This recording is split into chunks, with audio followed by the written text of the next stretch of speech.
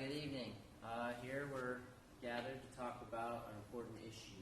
All right, so I only have a few moments, and I understand that not everyone in the audience is a Christian, so I thank you for coming and listening to what we have to say. But the topic of discussion today is the Bible outdated with its rules, or is it useful nowadays? Right. So without getting too theological and getting into the weeds, I'm going to start with the very basic that most of us have been exposed to in our society, the Ten Commandments. Okay, so the first of the Ten Commandments is have no other gods before me. So for the folks in here, that may not address for everybody, but from a Christian standpoint, you can see why we're so zealous about our faith. All right. The second, you shall make no idols for yourselves. Okay, so again, that ties. God doesn't even want the image for anyone to take away from His holiness. So that's very important to us, again, as Christians. All right, so maybe not necessarily for the secular crowd out there. All right, so here's where we start getting to the actual usefulness, in my opinion, of the Ten Commandments. We talk. You shall not misuse the name of the Lord. Right. So how many of you have heard of a ministry or something abusing their power, or carrying the Lord's name in a way that is negative, right, for self-gain? And that does a lot of damage, and that can be true with any organization, right? So, but in this case, you can definitely see why that would be pertinent.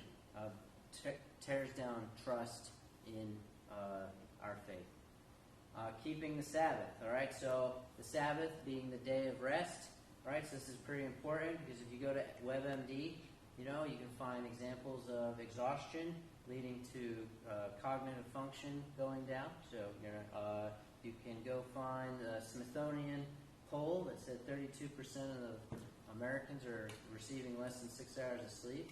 CDC has 35%, around the same numbers.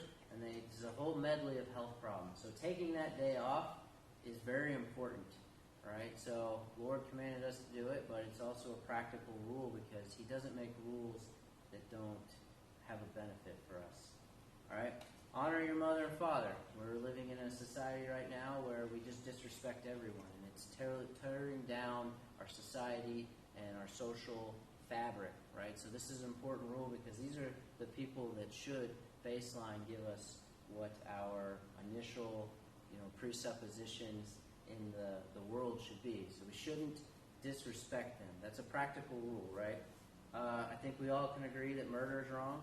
I think we all can agree that stealing and lying is wrong.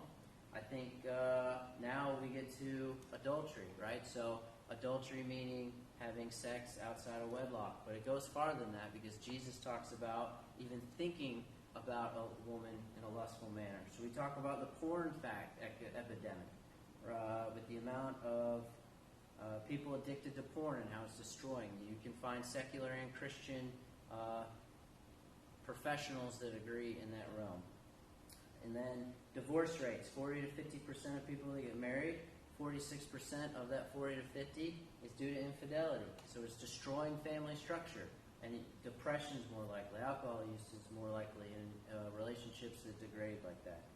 And then the last one is thou shalt not covet. So right now, credit cards make up $1 trillion of the debt in the United States. 62% of Americans have credit card debt, 17.5. So just by wanting things outside your means, people are driving themselves into debt. All right, so I ask you again, is the Bible outdated, or is it practical rules that, in our belief, that the Lord gave us to protect?